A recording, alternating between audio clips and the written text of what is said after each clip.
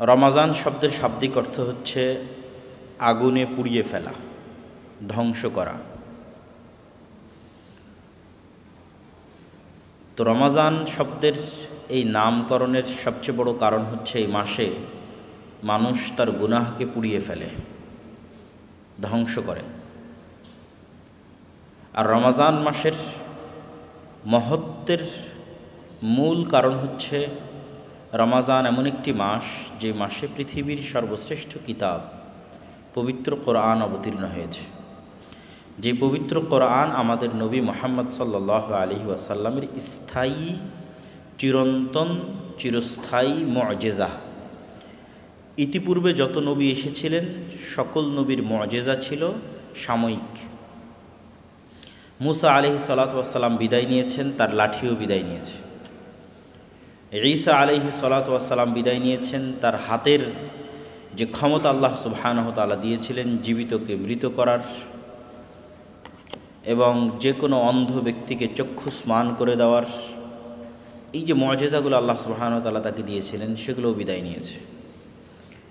কিন্তু আমাদের নবী মুহাম্মদ সাল্লাল্লাহু আলাইহি ওয়াসাল্লাম তিনি পৃথিবী থেকে চলে যাওয়ার পরেও তার মুআজিজা এখনও আছে। এরকম চিরন্তন এবং স্থায়ী মুআজিজা শুধু আমাদের নবী মুহাম্মদ সাল্লাল্লাহু আলাইহি ওয়াসাল্লামকে দেওয়া হয়েছে। আর পবিত্র কোরআনের সবচেয়ে বড় বৈশিষ্ট্য হচ্ছে এটি কালামুল্লাহ, আল্লাহ সুবহানাহু তাআলার গুণ, সিফাত। আল্লাহর গুণ, আল্লাহর সিফাত হচ্ছে তিনি কথা বলেন। আল্লাহ সুবহানাহু তাআলা কথা বলেন, এটি তার গুণ। তো আল্লাহ সুবহানাহু তাআলার কথা হচ্ছে পবিত্র কোরআন। এটি আল্লাহ সুবহানাহু তাআলার সৃষ্টি নয়, আল্লাহ সুবহানাহু তাআলার বাণী, যা অসৃষ্ট। যেমন আল্লাহ সুবহানাহু তাআলা সৃষ্টি নন, ঠিক তার বাণী বা তার সিফাত, তার গুণও সৃষ্টি নয়। তো পবিত্র কোরআনের এই মহত্ব, এই বড়ত্বের কারণে পবিত্র কোরআন কেন্দ্রিক যা যা সংঘটিত হয়েছে তার সবই ব্যতিক্রম। আপনি পবিত্র কোরআন কেন্দ্রিক যেখানে হাত দিবেন সেটি ব্যতিক্রম। যদি পবিত্র কোরআন যে রাতে অবতীর্ণ হয়েছে সেই রাতে হাত দেন, তাহলে ইন্না আনজালনাহু ফি লাইলাতিল কদর, আমি এই কিতাবকে অবতীর্ণ করেছি লাইলাতুল কদর, কদরের রাতে। তোমরা কি জানো কদরের রাত কি? লাইলাতুল কদর খায়রুম মিন আলফি শাহর, 1000 মাসের সমান নয়, 1000 মাসের চেয়েও শ্রেষ্ঠ, উত্তম। তো অত্যাধিক বা বেহিসাব, সীমাহীন শ্রেষ্ঠ বোঝানোর জন্য বলা হয়ে থাকে। যেমন আমরা বলি যে লক্ষ কোটি, লক্ষ লক্ষ মানুষ, কোটি কোটি মানুষ, আসলে এক্সাক্ট কত মানুষ সে তো নিজেও জানে না। তো 1000 মাসের চেয়েও শ্রেষ্ঠ, মানে কত শ্রেষ্ঠ তা আল্লাহ সুবহানাহু ওয়া তাআলাই ভালো জানেন। তাহলে যেই রাতে পবিত্র কোরআন অবতীর্ণ হচ্ছে সেই রাতকে এতটা শ্রেষ্ঠময় হিসেবে ঘোষণা করা হয়েছে। কত শ্রেষ্ঠময় হিসেবে ঘোষণা করা হয়েছে যে সেই রাতে পৃথিবীর 1 ইঞ্চি জায়গাও খালি থাকে না যেখানে আল্লাহ সুবহানাহু ওয়া তাআলার ফেরেশতা থাকেন না। তো এই রাতের ফজিলত আরও অসংখ্য এবং অগণিত, লাইলাতুল কদরের ফজিলত। ঠিক রমাজান একটা মাস, যেই মাসে এই কোরআন অবতীর্ণ হয়েছে, সেই মাসটার কত শ্রেষ্ঠত্ব যে ইদা দাখালা রমাদান ফুতিহাত আবওয়াবুস সামা ওয়া গুল্লিকাত আবওয়াবুন নার ওয়া সুলসিলাতিশ শায়াতিন ওয়া ফুতিহাত আবওয়াবুল জান্নাহ। রমাজান যখন প্রবেশ করে তখন আসমানের দরজাসমূহ খুলে দেওয়া হয়। এগুলো হচ্ছে প্রতীকী সম্মান। আপনারাও দেখবেন সেনাবাহিনীর মধ্যে অথবা রাষ্ট্রীয় বিভিন্ন জায়গায় প্রতীকী সম্মানের ব্যবস্থা করা আছে। পুষ্পস্তবক অর্পণ করা অথবা তোপ বিস্ফোরণের মাধ্যমে সালামি পেশ করা, 21 তোপের সালামি, 7 তোপের সালামি, লাল গালিচার মাধ্যমে সংবর্ধনা পেশ করা, অথবা স্যালুট, সেনাবাহিনীর যে স্যালুট সিস্টেম আছে সেই স্যালুট সিস্টেমের মাধ্যমে সম্মান পেশ করা, গার্ড অফ অনার। তো আল্লাহ সুবহানাহু ওয়া তাআলা আসমানের দরজা খুলে দিচ্ছেন মানে কি, এবং পুরো রমজান মাস খোলা থাকছে মানে কি? এটি এই রমজানের সম্মানে এক বিশেষ প্রতীকী সম্মাননা, যে রমজান আসতেছে তার জন্য পুরো পৃথিবীর বিশাল বিশাল যে সৃষ্টি আছে, এই সৃষ্টিগুলোর মধ্যে ব্যাপক পরিবর্তন সাধিত হচ্ছে, তথা পুরো প্রকৃতির মধ্যে, এই পুরো পৃথিবীর মধ্যে আসমান এবং জমিনের মধ্যে পরিবর্তন সাধিত হচ্ছে। আসমান আল্লাহর অনেক বড় সৃষ্টি, ব্যাপক সৃষ্টি। যারা বিজ্ঞান নিয়ে পড়ে তারা আরও ভালো বলতে পারবে যে মহাশূন্য কত বিশাল।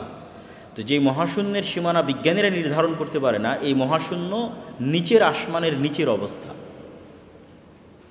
যে আসমানকে আল্লাহ বলেছেন আসসামা দুনিয়া, পৃথিবীর আসমান, সেই আসমানেরই যে মহাশূন্য, সেই শূন্যের কত ভাগ বিজ্ঞানীরা আবিষ্কার করতে পেরেছে তা তারাও জানে না। তাহলে আসমান কত বিশাল। তাহলে এই মহা বিশাল আসমানের আল্লাহ সুবহানাহু ওয়া তাআলার প্রত্যেকটা সৃষ্টির সিস্টেম আছে। আসমানের দরজা আছে, আর অসংখ্য প্রমাণ আপনি পাবেন, অসংখ্য প্রমাণ হাদিসে পাবেন। আল্লাহ সুবহানাহু ওয়া তাআলা উইদাউট সিস্টেম কোনো কিছু পরিচালনা করেন না। এক কিয়ামত সংঘটিত হবে, তার জন্য একজন নির্ধারিত ফেরেশতা দাঁড় করিয়ে রেখেছেন, যেই দিন উনি কিয়ামতের কথা বলবেন সেই দিন বাঁশিতে ফু দেওয়া হবে। জাস্ট একটা কাজের জন্য একটা ফেরেশতা এখনও দাঁড়িয়ে আছে। তাহলে ওনার পরিচালনা সিস্টেম অনেক সূক্ষ্ম, অনেক সুচারু। সুতরাং এটা আশ্চর্য হওয়ার কিছু নয় যে আসমানের দরজা আবার কি, আসমানের দরজা কেমনে খুলবে, জি না, ওই রকম নয়। আল্লাহ সুবহানাহু ওয়া তাআলার পরিচালনা সিস্টেম অনেক সূক্ষ্ম। আপনি মেরাজের রাতের হাদিস পড়েন, যখন মুহাম্মদ সাল্লাল্লাহু আলাইহি ওয়াসাল্লামকে নিয়ে জিবরাইল আলাইহিস সালাতু ওয়াস সালাম সফর করছেন, তখন জিবরাইল আলাইহিস সালাতু ওয়াস সালামকে অনুমতি নিয়ে আসমানে প্রবেশ করতে হচ্ছে। হাদিসের ইবারতের মধ্যে বিস্তারিত আছে, আপনি কে? তো আমি জিবরাইল। ওমা মাক, আপনার সাথে কে? তো মুহাম্মদ। মোহাম্মদ কি আনার অনুমতি দেওয়া হয়েছে? তো বলে হ্যাঁ, মোহাম্মদ সাল্লাল্লাহু আলাইহি ওয়াসাল্লামকে আনার অনুমতি দেওয়া হয়েছে। তখন দরজা খুলে দেওয়া হচ্ছে।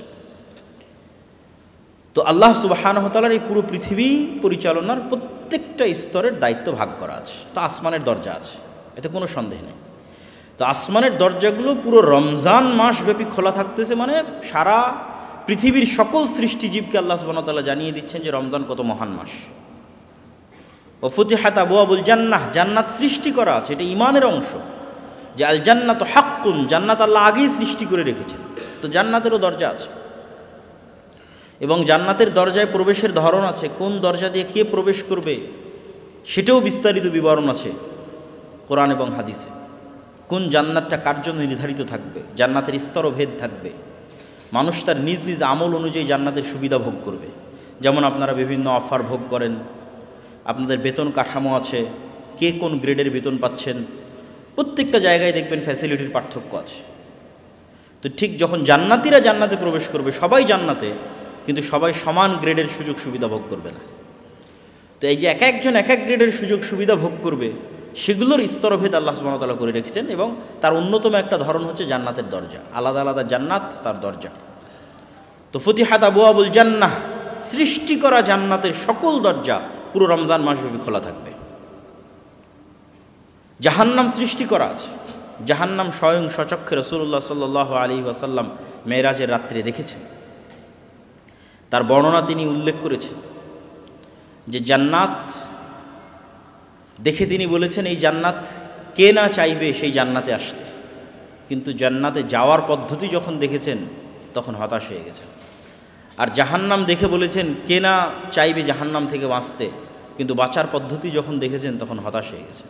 কেননা জাহান্নাম ঘিরে রাখা আছে মানুষের অন্তরের শাহওয়াত, মনের চাওয়া দিয়ে। তো মানুষ তো মনের গোলাম, সে কতক্ষণ আর মনের বিরুদ্ধে যুদ্ধ করবে আর শয়তানের বিরুদ্ধে যুদ্ধ করবে এই জাহান্নাম থেকে বাঁচার জন্য। তো এই জাহান্নামের সকল দরজা প্রতীকীভাবে রমজানের আগমনে বন্ধ করে দেওয়া হবে। ওয়াসুলসিলাতি শায়াতিন, শয়তানকে শৃঙ্খলাবদ্ধ করা হবে। তাহলে এত বিশাল বিশাল সৃষ্টির মধ্যে আল্লাহ সুবহানাহু ওয়া তাআলা ব্যাপক পরিবর্তন সাধন করতেছেন রমজানের প্রবেশে। তথা রমজান অনেক মহৎ কিছু। তো রমজানের এই মহত্বের গোপন রহস্য কি? এই রমজানে কি অবতীর্ণ হয়েছে? কোরআন অবতীর্ণ হয়েছে। তাহলে রমজানের যদি এত সম্মান হয়, তাহলে কোরআনের কত সম্মান? কেন রমজানের এই সম্মানগুলো তো সে অর্জন করতেছে এই ওসিলাতি যে ওই মাসে কি অবতীর্ণ হয়েছে? কোরআন অবতীর্ণ হয়েছে। সম্মানিত উপস্থিতি, তো রমজান মুসলমানদের জন্য এক বিশাল সুযোগের মাস। অনেক দিক থেকে রমজানের ব্যাখ্যা করা সম্ভব যে রমজান আমাদের জন্য কি কি সুযোগ এবং কি কি সুবিধা নিয়ে আসতেছে। শুধু স্বাভাবিক ফজিলতের আলোচনা তো আছেই, তিনটা কাজ এমন আছে যে তিনটা কাজের পিছনে রাসূলুল্লাহ সাল্লাল্লাহু আলাইহি ওয়াসাল্লাম অতীতের সকল গুনাহ মাফ হয়ে যাওয়ার ওপেন ঘোষণা দিয়েছেন।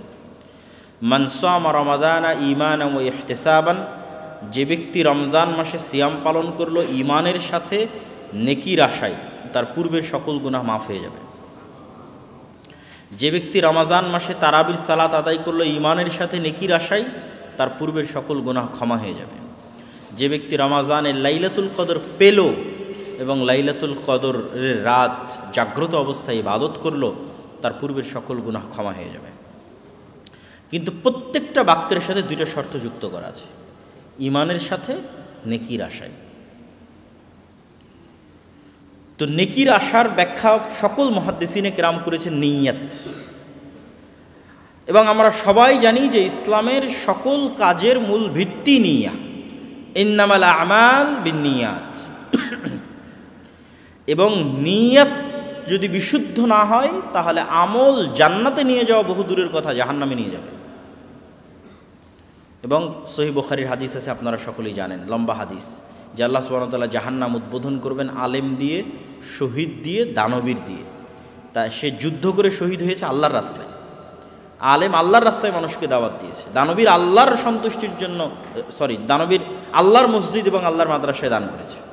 কিন্তু কোনো কাজে আল্লাহর সন্তুষ্টি উদ্দেশ্য ছিল না, প্রত্যেকটা কাজে উদ্দেশ্য ছিল মানুষকে দেখানো।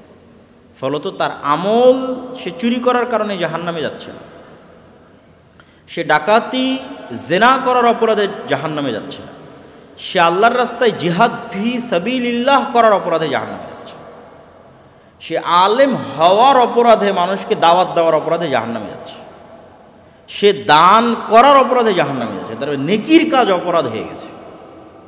নেকির কাজ অপরাধ হয়ে গেছে কখন? যখন নিয়ত ঠিক থাকেনি তখন।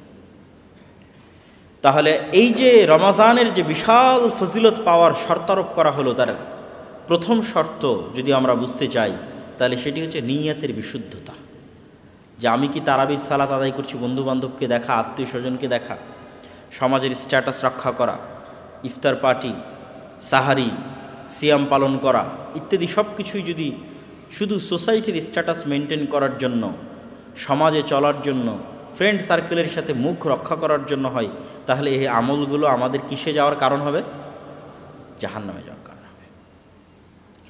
অতীতের গুনাহ ক্ষমা হওয়া তো বহুদূরের কথা। 2 নম্বর শর্ত ঈমানের সাথে। ঈমানের সাথে মানে কি? রাসূলুল্লাহ সাল্লাল্লাহু আলাইহি ওয়াসাল্লাম এক হাদিসে বলছেন, লা ইয়াজনি যানি হিনা ইয়াজনি ওয়া হুয়া মুমিন, লা ইয়াসরিকু সারিক হিনা ইয়াসরিক ওয়া হুয়া মুমিন। কোনো জেনাকারী যখন জেনা করে তখন সে মুমিন থাকে না, ওই জেনা করা অবস্থায় সে মুমিন থাকে না। কোনো চোর যখন চুরি করে তখন চুরি করা অবস্থায় সে মুমিন থাকে না। তথা এই হাদিস স্পষ্টভাবে প্রমাণ করছে যে মানুষ যখন আল্লাহর কোনো বিধান লঙ্ঘন করে তখন তার মধ্যে পূর্ণাঙ্গ ঈমানের উপস্থিতি থাকে না? থাকে না? থাকে না। তাহলে আমি সিয়াম পালন করছি এবং সিয়াম পালন করা অবস্থায় আল্লাহর বিধানের লঙ্ঘন করছি, মানে কি আমি ঈমান অবস্থায় সিয়াম পালন করছি? না। আমি যদি বুঝাতে না পারি এটা আমার ব্যর্থতা। আপনারা 3টা ফজিলত দেখলেন, 3টা আমলের সেম ফজিলত রমজান মাসে। সেটি কি অতীতের সকল গুনাহ ক্ষমা হয়ে যাওয়া, কিন্তু শর্ত 2টা। তার মধ্যে 1 নম্বর শর্ত হচ্ছে ঈমান, 2 নম্বর শর্ত সঠিক নিয়ত। তো ঈমান মানে কি? আর এক হাদিসের ব্যাখ্যা আমি আপনাদের সামনে বোঝানোর চেষ্টা করতেছি যে ঈমান অর্থ হচ্ছে আপনি সিয়াম থাকা অবস্থায় যদি গুনাহে লিপ্ত হন তাহলে আপনি কি ঈমান অবস্থায় সিয়াম পালন করছেন? কথা বলতে হবে, ঈমান অবস্থায় সিয়াম পালন করছেন না। তাহলে ঈমান অবস্থায় সিয়াম পালন করছেন না মানে এই সিয়াম কি আপনার অতীতের গুনাহ ক্ষমা করবে? ক্ষমা করবে না। তাহলে ঈমান অবস্থায় সিয়াম মানে গুনাহবিহীন সিয়াম। আমার সাথে বলেন তো, ঈমান অবস্থায় সিয়াম মানে কি?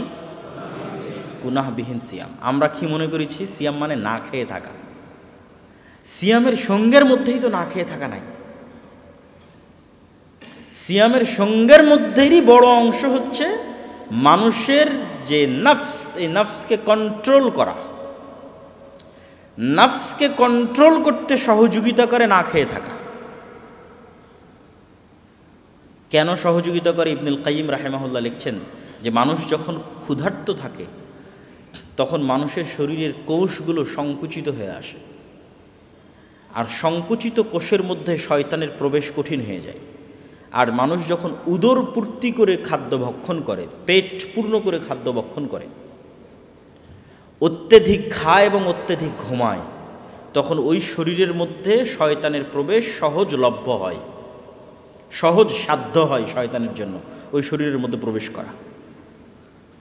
আর যখন সে ক্ষুধার্ত রাখতেছে নিজেকে, তখন শরীরের মধ্যে শয়তানের প্রবেশ কঠিন হয়ে যায়। তাহলে ক্ষুধার্ত থাকার মাধ্যমে মূলত আপনি যেন আপনার নিজের নাফসকে কন্ট্রোল করতে পারেন, তার একটা মাধ্যম হচ্ছে ক্ষুধার্ত থাকা। কিন্তু আপনি থাকলেন নামকা অস্তে ক্ষুধার্ত আর সকল গুনাহে লিপ্ত হলেন, তাহলে আসল উদ্দেশ্যই তো ব্যাহত হলো। আসল উদ্দেশ্য হচ্ছে নাফসকে কন্ট্রোল করা, যাবতীয় অপরাধ থেকে, গুনাহ থেকে কি থাকা, মুক্ত থাকা। এটাই সিয়াম, এটাই সিয়াম। সিয়াম মানে মানুষ গুনাহ মুক্ত থাকবে, এটাই সিয়াম। গুনাহ মুক্ত থাকতে তাকে সহযোগিতা করবে না খেয়ে থাকা, শয়তানি ওয়াসওয়াসা কম কাজ করবে। তাহলে আমরা যদি